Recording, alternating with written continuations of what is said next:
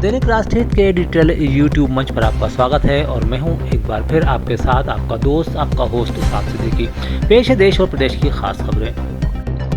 बंगाल में भारतीय जनता पार्टी आज़ादी के बाद पहली बार सरकारें बनाने जा रही है। इस शपथ ग्रहण समारोह को लेकर भाजपा इसी के चलते खासी उत्साहित भी दिखाई दे रही है। आज जिस तरह की तस्वीरें सामने आ रही हैं उससे साफ हो जाता है कि बंगाल भाजपा के लिए कितना अहम माना जा रहा है।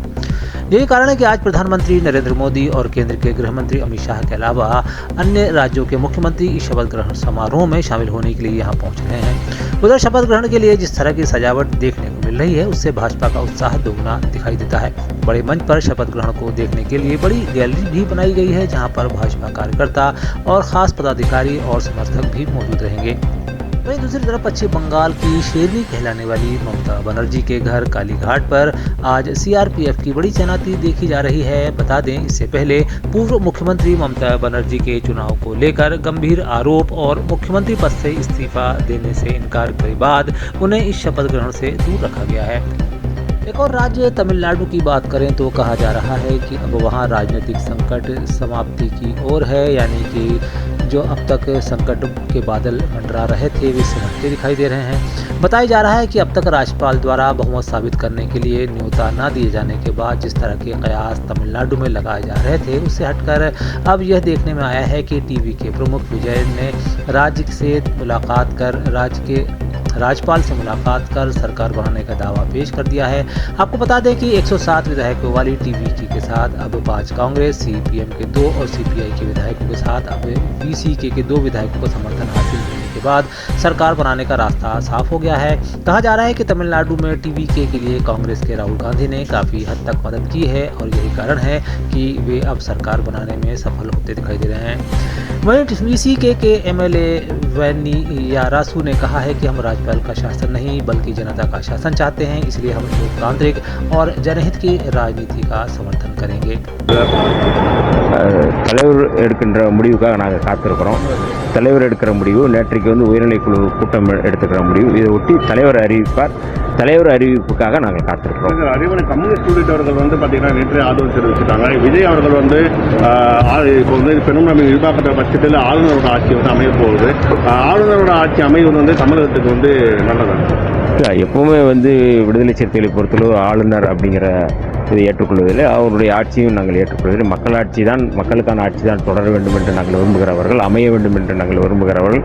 ஆகவே ஆளுநருடைய செயல்பாடுகள் எல்லாமே எதிராக இருக்கிறது, அதாவது அரசியலமைப்பு சட்டத்துக்கு எதிராக இருக்குது அப்படின்னு சொல்லிட்டு இருக்கிற நேரத்தில் இந்த மாதிரியான கேள்விகளை நாங்கள் எப்போதுமே ஆதரிப்பதில்லை. குறிப்பாக இப்போ சமூக வலைதளங்களில் முக்கியமான ஒரு விஷயம் பரவப்படுது. அதாவது விசிகா தற்போது அதிகாரத்தில் कांग्रेसी नेता और विपक्षी नेता राहुल गांधी भले ही अब तक बिहार, असम और पश्चिम बंगाल में कुछ खास न कर पाए हों, लेकिन उनका उत्साह अब भी कम नहीं दिखाई दे रहा है।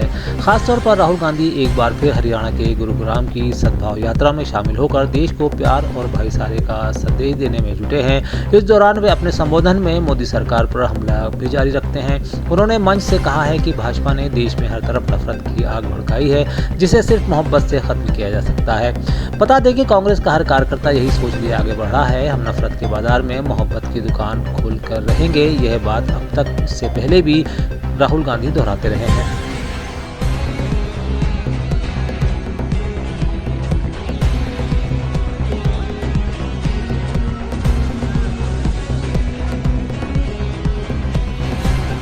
मध्य प्रदेश के पन्ना जिले के रुंज डैम, मझगांव और केन बेतवा लिंक परियोजना को लेकर किसानों का आंदोलन अब उग्र हो चला है।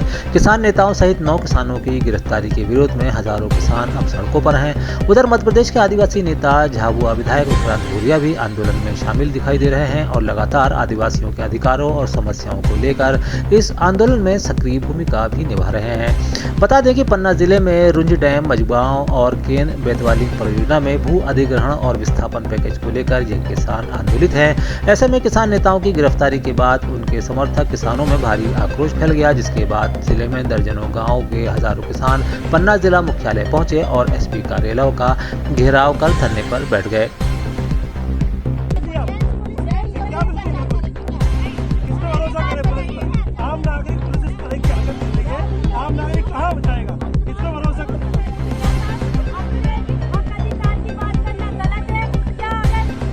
खबर भी मध्य प्रदेश के कटनी से है, जहां पर खनिजों के अवैध परिवहन पर रोक लगाने के लिए अब खनिज विभाग व प्रशासन अब अत्याधुनिक तकनीक का सहारा लेने लगा है। बता दें कि कटनी बड़झारा हाईवे 40 पर यातायात चौकी सुरखी टैंक के पास आर्टिफिशियल इंटेलिजेंस यानी AI आधारित मानव रहित चेक पोस्ट अब इस हाईटेक सिस्टम के जरिए बिना रॉयल्टी और फर्जी दस्तावेजों के साथ खनिज परिवहन करने वालों की पहचान करने में कामयाब हो रहा है। यह जानकारी देते हुए रत्नी दीक्षित उप संचालक खनिज ने यह जानकारी दी है और उन्होंने बताया है कि किस तरह AI के जरिए इस अपराध पर और खनिजों के उत्खनन और अवैध परिवहन पर रोक लगने की पूरी संभावना दिखाई दे रही है।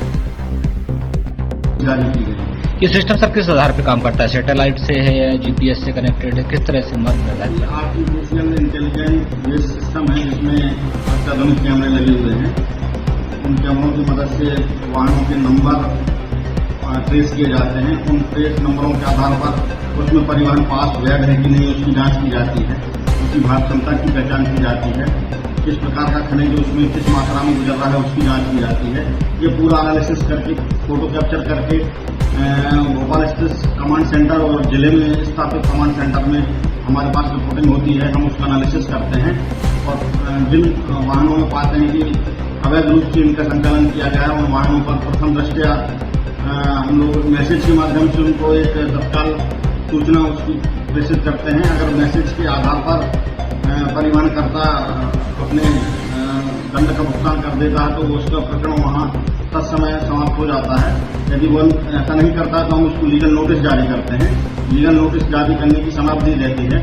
यदि लीगल नोटिस करने के बाद भी यदि उसके द्वारा जुर्माना जमा नहीं कराया जाएगा तो उस पर वैधानिक रूप से अग्रिम जो दंडित कार्रवाई वो की जाएगी। सर यदि कवर्ड वाहनों में खनिज का परिवहन हो रहा है तो कैसे ये AI प्रणाली काम करेगी? कवर्ड वाहनों का एक रेशो चेक के माध्यम से पता चलता है कि कौन सी नंबर की गाड़ी कितने समय पर पर्टिकुलर किस रेशो में जा रही है, घूम रही है। उसके लिए खनिज अमला हमारा लगा हुआ है। उन वाहनों के हम भौतिक रूप से सत्यापन करते हैं कि कहीं कवर्ड वाहनों में किसी अन्य प्रकार का खनिज तो नहीं गुजर रहा है, उसकी भौतिक रूप से हम जाँच करते हैं।